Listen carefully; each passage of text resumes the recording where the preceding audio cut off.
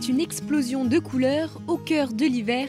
Sur la Côte d'Azur, entre mer et montagne, le mimosa s'épanouit.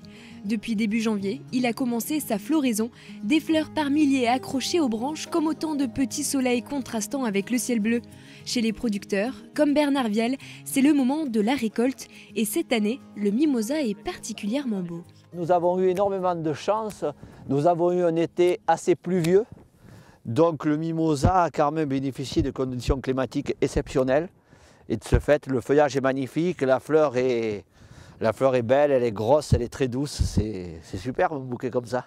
Cette plante aime le temps sec et les nuits fraîches. Grâce aux pluies de cet été et le soleil de ces dernières semaines, le délicieux parfum du mimosa enivre le massif du Tanneron, le plus vaste territoire arboré de mimosa, tant cultivé que sauvage. Le mimosa, il lui faut une terre acide ou terre de bruyère, et c'est ce que nous rencontrons sur le massif du Tanneron. Et le mimosa a quand même besoin d'une certaine humidité. Donc nous sommes à vol d'oiseau situé à peu près à 3 km de la mer. Ce qui fait que l'influence marine, elle y est tout le temps chez nous. On ne la sent pas forcément, mais elle est là.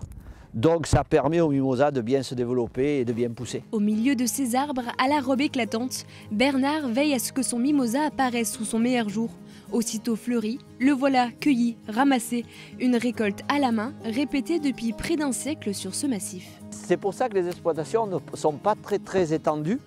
Parce que le travail de mimosiste, c'est un sécateur, et un petit couteau aussi. Il n'y a pas d'autre possibilité d'avoir des grosses machines. Vous voyez, par exemple, le raisin, on va ramasser avec des machines à vendanger.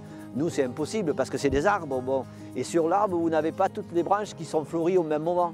Donc on va passer plusieurs fois durant la saison sur la même plante. Fraîchement coupées et à demi épanouies, les branches de mimosa prennent la direction de la forcerie. Enfin, presque. Traditionnellement, les professionnels avaient recours à des forceries, de grandes pièces humides chauffées à plus de 20 degrés en plein hiver. Mais comme la plupart de ses confrères, Bernard a recours à une variante de cette méthode, plus pratique et moins aléatoire. Le bouquet de mimosa, il est obligatoirement vendu avec un sachet de poudre. C'est des hormones de fleurissement. Hein, donc nous, ce qu'on demande aux personnes de faire, c'est de prendre 1 litre d'eau chaude, de faire dissoudre le sachet de poudre, de recouper les tiges et de laisser le sachet plastique au-dessus du vase pendant 2-3 heures. Vu qu'on a mis de l'eau très chaude, ça va faire condensation et ça va reproduire en miniature la forcerie. Les bouquets confectionnés avec soin par les petites mains sont ensuite vendus directement aux consommateurs.